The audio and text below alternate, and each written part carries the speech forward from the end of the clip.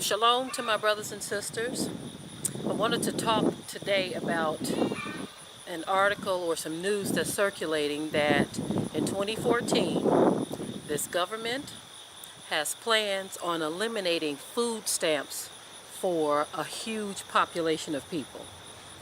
They've been already working on who they're going to eliminate for quite some time now. Saying that you're going to have to be drug tested, you're going to have to do this, and you're going to have to do that. Now, a lot of people will be affected by this, and unfortunately, our people will still sit back and remain in la la land until this thing comes right up on them. Won't do anything towards preparation, won't try to practice aggregation amongst our families and our friends, but we're going to continue to live this separate life of ease and comfort, because every month you know you got something coming in. And you can get a bullhorn and just scream it on the mountaintops to some of our people that things are about to change and that their whole life is going to be upset real soon. And they will still go back to sleep. Now, why am I talking about this? Because as it was in the days of Noah, so shall it be in the end. You will hear people talking and telling you things, people such as myself and many others, saying that, look, something is about to happen, that you need to take heed. And you'll have those who are standing around, looking, talking, pointing, laughing, as if you are some type of nutcase for the things that you are saying. I remember we had a brother from around here come and do some work on our farm one day. He said he was in need of a little money, and we were in need of a little help. So we said, okay, Brother Jerome, we got some work for you. Come and meet us over here. And no, as a matter of fact, my husband went to go pick him up. And when we got the brother here, he started asking all these questions about why we're doing all this and, why we're doing all of that. And we proceeded to tell him some things and, about the blacks being the Israelites and all of that. We used that whole time frame that he worked for us as an opportunity to speak to this brother. But when we came back around to the fact that this dollar, that the American economy, that all of this that we have all become so comfortable with is soon coming to an end, and that dollar is about to crash, the brother proceeded to tell us, I don't see that happening. I just don't see the dollar crashing. So you mean to tell me that one day a dollar that I have in my pocket, I ain't going to be able to use it in America? I don't believe that. I said, okay, whether you believe it or not, it is what it is. And that's the attitude that we get from most people. Even with some members of our family, we have those who listen, and we have those who believe that we're the Hebrews, but they kind of just leave it right there. They say, yeah, I can believe they black, but that's where it stays. In other words, I'm not going to do a thing about it. I'm not going to change my ways. I'm still a Christian. I'm going to still do my thing at my church and serve my Jesus. And that's the attitude that a lot of people take. But then you have others who, such as my mother, she has completely embraced this culture. As a matter of fact, she lives with us now, and she's changed her name to an Israelite name, a whole 9 yards, okay? But again, we have those who will hear, but they won't take heed. The scripture says, be ye doers of the word and not hearers only. And so many people are only hearers but not doers. So, back to this whole Noah thing. As it was in the days of Noah, it's going to be that way here in the end too, where people aren't going to really take heed. I told somebody one day that I'm going to treat my house like it's Noah's Ark. Doing what thus saith Yah. Whatever it takes, that's what we will be doing here. As for me and my house, we will serve Yah. But I'm appealing to my brothers and sisters everywhere. Don't close your eyes and ears to the truth of what is going to happen in this country. And I love it when people say, well, I trust the Father that he's going to take care of me and all of that. I trust the Father too. But remember, when the Pharaoh came to Joseph with his dream, he saw some good things, and then he saw some bad things. And Joseph interpreted that dream and said, okay, well, during the years of plenty, we're going to store up for the years of drought. So basically, it's okay to prepare for what you know is coming. The scripture tells us these things are going to happen. And so it's foolish for you not to prepare in some form or another. Okay? I have a feeling that what is going to happen in this country is going to force blacks to come together. And my appeal to you, brothers and sisters, is to do it now. Don't wait until you're basically on the begging end of the spectrum. Come into the ship while you can actually help to provide for our people and to be there when this time comes upon us.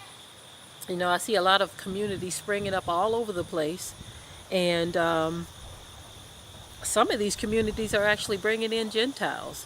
And one in particular that I know of is mostly Gentiles. That's because they know how to work together.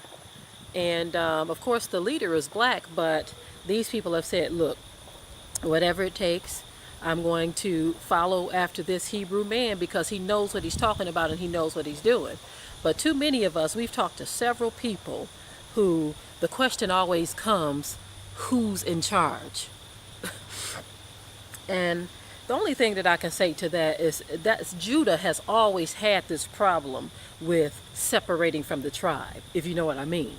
Judah was the first one to carry his butt off and go do his own thing. And so I see evidence of that now, that Judah don't want to stay and listen to leadership. You know, even those who don't have anything wants to know who's going to be in charge. And sometimes it ain't about who's going to be in charge. Sometimes it's about working together. And that's what we should be considering at this point, and putting all of this hierarchy junk aside. Okay? Because what we're talking about, we're not talking about who's going to be ruling the kingdom, because that is already set in stone. What we're talking about is us getting our behinds together, growing food, building living structures, self-aggregating amongst our people, pooling resources, so that we are not the only ones out here begging and in some cases knocking folk upside their head to get what they got. You know, we had someone say to us one time, a few years back, that if things get kind of rough and folk need food, they said they're going to be climbing over our fence. And, you know, of course I smiled at the time because it's a woman of God, but my response now is climbing over our fence ain't an option, okay? That's all I'm going to say about that. Climbing over our fence ain't an option. But what I would like to do with you, so you ain't got to climb over my fence, is come and let us reason together. Let us grow some food together. Yank up them cotton picking flowers out of your yard and grow you some greens and tomatoes and some potatoes and some onions. Grow some food, okay? A lot of us right now are just in la land. Some of us visit Disneyland every day of the year. And it's time to come up out of this fantasy world and realize what is about to take place. So many of us are struggling. And you know, me and my husband have talked about this for many years, because, you know, when we first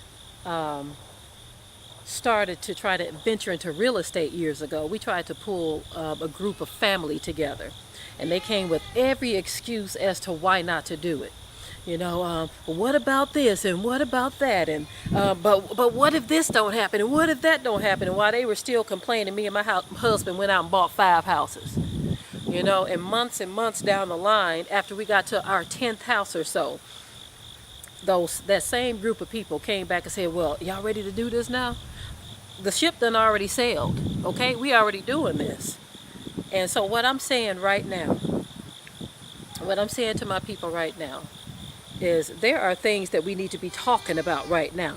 And when I say talking, I don't mean talk for 2, 3, 4, 5 years. I mean talk and start acting. Talk and start doing. When I say talk too, I'm talking about talk planning. We need to start planning what our next move is in terms of self-preservation, self-sufficiency. What can we do? You know, and a lot of people complain about not having money to do anything. That to me is the biggest, most ignorant excuse you can ever make when you think in these terms. You have to be wise in everything you do. Okay, that's the whole purpose of aggregation. Okay, so think about this for a minute, people. If 5,000 Hebrews all had $100 each. Now, think about this for a minute. If we all had $100 each, we can't do much with that $100, can we? No, we cannot. You can't do much with that $100 at all, period. You can, go buy a pair of shoes and an outfit, a sweater, a jacket, a coat, a couple of grains of this or a box of this or a can of that. And after that, your $100 is depleted. You can't do much with that at all. But just say, if that 5,000 Hebrews and their $100 collectively together, they aggregated together, you now have $500,000.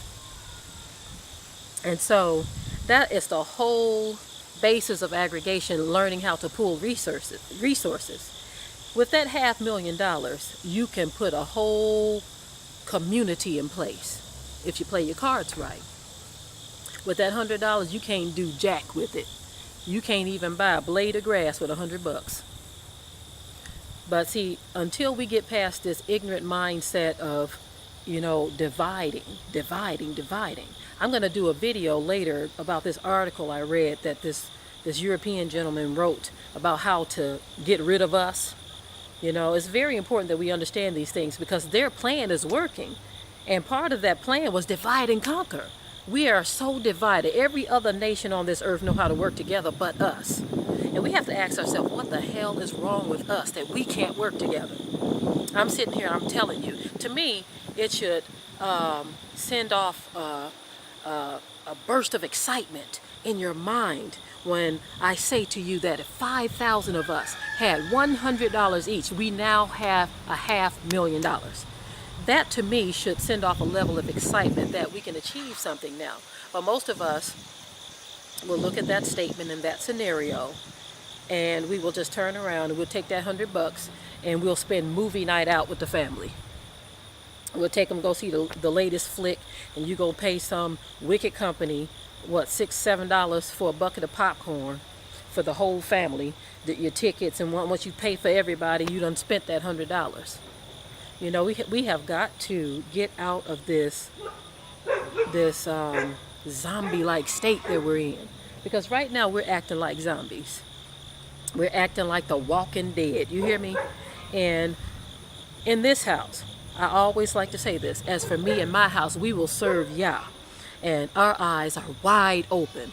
I know what's going on in this world, in this country. I know what's going on amongst our people. I know who the people are who decided that we needed to be divided. And I know what all their tricks and tactics are. And one of the tricks and tactics that they've used, and this is actually outlined in this particular document that this white guy wrote on how to conquer us and how to get rid of us, one of them was to divide us as a people and to hand their women over to our men. They talked about how the black man has always lusted after the white woman. And now that he can get his hands on anyone that he wants, all she got to say is 2 words to him, and he is gone, hook, line, and sinker. But most of us use that crossing over the bridge as an opportunity to bash black women so that they can feel good about their decision. Well, if I throw it out there and put it out there that all black women are this and all black women are that, then I feel justified in taking the bait that the white man has gave me, which is his woman. Unfortunately, I don't see no turning back from this. The Most High is going to have to deal with that. My appeal aren't to the brothers or the sisters who decide to cross over. My appeal are to those who understand what is about to go down in this world, not just in this country, but in this world, period. My appeal is to those. What is it that you plan on doing? Those of you who depend on any type of government subsidy, there's nothing to be ashamed of. Don't be ashamed of it. A lot of people try to make you feel ashamed of that. In my opinion, this country owes us that much and more. But my thing is this. Don't wait until the ship starts sinking, because it's already sinking. Don't wait until the resources are depleted and then you try to do something about it. It's too late then. Join with those of us who may have a Noah's Ark that we have prepared or are preparing. Join with us and see what you can do with that. And forget about who's in charge of what. Ain't nobody gonna care about who's in charge of anything when it's time to eat some food, or when it's time to drink something, when the stores are empty and ain't no water to be bought. But you have joined with a group of people who have stored up or who are storing up. Okay? Ain't nobody gonna care about who's in charge then. You just gonna sit your butt down, you're gonna eat your meal, and when it's time for you to do your thing, you're gonna go out there and you're gonna help them till that soil. You're gonna help them plant those seeds. You're gonna help them slaughter a chicken, whatever it is. A lot of our people have gotten kind of lazy. Now, they try to accuse us in general of being lazy, which is simply not true. That's just deflection. The art of deflection is what the white man uses to embattle us as a people. And so, but some of us have fallen into this lazy thing to where we don't realize the scripture says if a man don't work, he don't eat. And get this, that's talking about women too. We don't lay up on our behinds and do nothing. We have a job to do as well. You go over there to Africa, the women are throwing down just as much as the men. But you come over here, women got their weaves and their nails, and you got their makeup and they fine dress on, and they clanking about in their heels, and they got their neck stretched about. The Most High is tired of that mess. It's time for us to get down to business. We have work to do, people, and we don't have a lot of time to do it. Faith without works is dead. So I hate when I hear people say things like, oh, God gonna take care of me. Don't say it foolishly. Okay? There are things you must do, because faith without works is dead. If you're gonna sit back and say you're gonna trust God for a job, but you never, ever pick up a phone to make any appointments, you never go on any interviews, you never walk outside the door, how is he gonna give you a job when you don't have any effort that you've put forth in this? The same with food, growing food. How are you going to eat if there are no food stamps or no help programs and soup kitchens are closing everywhere? You don't have to be sitting back waiting for destruction to come up on you, and then all of a sudden you in this frenzied panic. I think it was a year ago or a couple years ago down in Georgia, they had it on the news where I guess the system had gotten jammed and food stamps didn't get applied to the sisters' cards. And so they were all on the news like, who's going to feed my family? What about my babies? Blah, blah this and blah, blah that.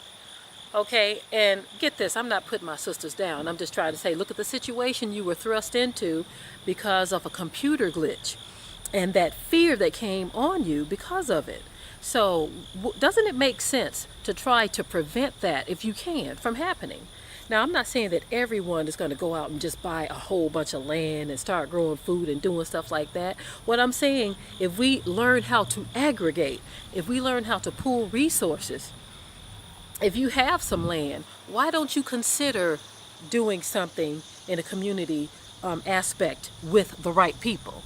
Because it is important that you do it with the right people, because you don't want to get a bunch of lazy brothers lounging around while you and your family planting and tilling and doing all of the work. Everybody has to hold their own, of course, in every situation. And if you're going to do something like this, you have to be able to hold your own, because ain't nobody going to be laying up kings and queens in somebody else's castle. Okay? But we have a lot of work to do in a very short time to do it in, people. I'm not trying to invoke fear. I'm just trying to get you to think, because this stuff is going to happen. You denying it and you declaring that it ain't so ain't going to change what it is. We have got to get our minds together. A lot of us have got to put our attitudes aside and stop worrying about things that don't matter. Too many of us are focusing on things that don't matter. And as I look at my family, at my children, we've instilled in them, for a very long time, since birth, that they have to work hard, that they have to hold their own, that mommy and daddy may not always be around, and that you will have to take care of yourself if we have to depart. And so I think it's important that we start to teach this to our children. And those of us who are adults and never learned this, it's time for you to learn it too. Instead of making your plans on knocking somebody upside their head if you get hungry enough, why don't you start planning and prepping now? pooling resources is the way to go. I keep saying that because that's the one thing we don't do. We are the only people who don't know how to do that. And I'm thinking it's the tribe of Judah, because those folk over in Africa, the other tribes that are still in Africa, they do it very well. They live in communities and they grow and sow together. They do everything together. But here in America, everybody trying to see who got the biggest and the baddest house and whose car is the best. And it ain't gonna matter what kind of car you riding around in if you can't afford to put gas in it. After a while, all of this stuff that you've come to cherish so much is going to come to naught.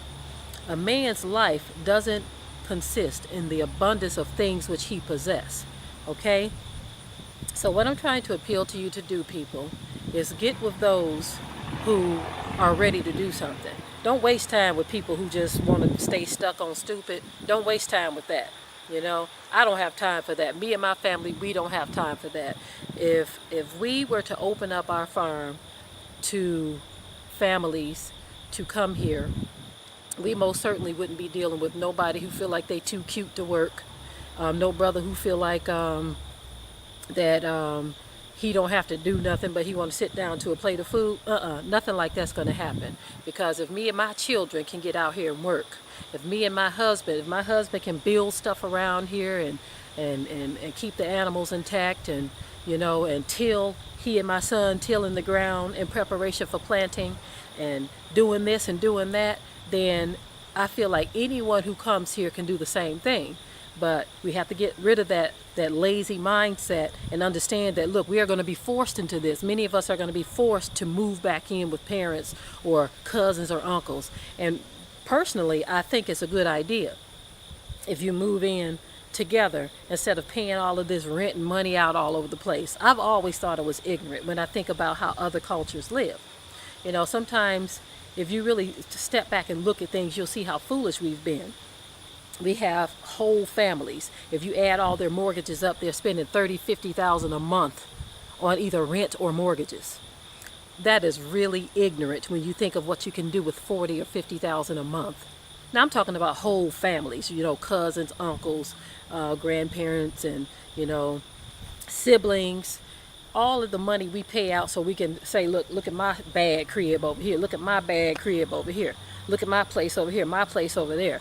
If we learned how to live together, and I'm not saying in no cramped quarters either. I'm talking about having space. I mean, even if it was land and we all built up on that land. If you have a family with like a lot of acres or something and you all built up on that land, so you don't have to be falling all over each other in one house. What I'm trying to say here is if we learned how to pool resources, we wouldn't be so broke, busted, and disgusted all the time. We're broke, busted, and disgusted because we are just hell-bent on making our enemies rich. Most of us take pride in going to spend $200, $300 for some junk. But if you say, hey, you want to go in with me and buy a cow and have it slaughtered in a kosher manner, oh no, I ain't got no money for that. But then you pop up with some new shoes that you done pay some designer, some white designer, some person who probably hate Negroes. You paying them all this money for their junk. I used the scripture the other day that said that our people are foolish and stupid. And hey, it is what it is. Because when you look at how we do and how we live and how we act and how we function, what else can be said? Now, this ain't me saying it, it's the scripture. And I agree with scripture. Sometimes when I look around, I get this frustration because our people just don't get it. We just don't get it. We just love making everybody rich but our own. The quickest way to become a millionaire, is for 10,000 of us to come together and say, here's my 100. That $100 pulled together with all these other people's $100 makes us all a millionaire. Now, I'm not saying we split the money, because if we split the money, we all going to get just $100 a piece again. What I'm saying is take that million and find a worthwhile investment or opportunity and make that million grow to 2 or 3 million, and so on and so on and so on. Like Claude Anderson talked about, you get that first level first, then you go to the second level, and then the third level. This kind of stuff works, but our people don't realize it because they don't even want to try it or apply it. And my whole thing is this, and I'm going to talk a little bit about business because I've been kind of keeping away from the subject, because I feel like our people need to get the word and get close to Yah first, because he ain't going to bless you in business unless you are close to him. He just ain't going to do it. But I'm just going to talk a little bit to you about business. I learned early on that you never put all of your eggs in one basket. If any of you were to ask me, what is our business right now? I don't have one answer for you. What we do have is one corporation. And everything that we do under our corporation, it may be this over here or that over there. In other words, in this house, we are jacks of all trades and masters of many. We do a lot of different things. We don't have all of our eggs in one basket. The Most High has blessed us with many things that we can do to earn a living for our family and to take care of our family. And see, these are the things that I think is very important, that we don't just learn farming, but we learn business too. And we're getting to the point now where we want to open up our home to our brothers and sisters, whether it's just a weekend retreat or whether it's an extended stay, whatever it may be. But we want to do this with realistic people who understand self-sufficiency, aggregation amongst our people, and all of this stuff. We want to do that with people who are going to throw down and not just get this knowledge and just go stack it on the shelf somewhere and then go back and try to find them an hourly job to where they're at the mercy of the company owner, where he can say, look, you fired, or look, your hours being cut, or look, we don't have no more work for you. You know, I learned that a long time ago. When I was a teenager, I heard one of the ministers at my church say that he doesn't want to rent himself out anymore for an hourly wage. That stuck with me all these years, and I thought about it. I'm like, a lot of these companies, they don't pay you what you're worth, so you're basically renting yourself out for a lot less than what you're worth. And when I look at everything, all the talents and all the information and all the knowledge that the Most High has blessed us with in business, I give him the praise. I don't give myself the praise. I give the Most High the praise. But that being said, I like to share this information with my people. And at some point, we are going to put more time and effort into making this information available, things that we know. We're going to do that. But again, I like to focus on what's real first. Don't wait until the crap hits the fan before you start preparing.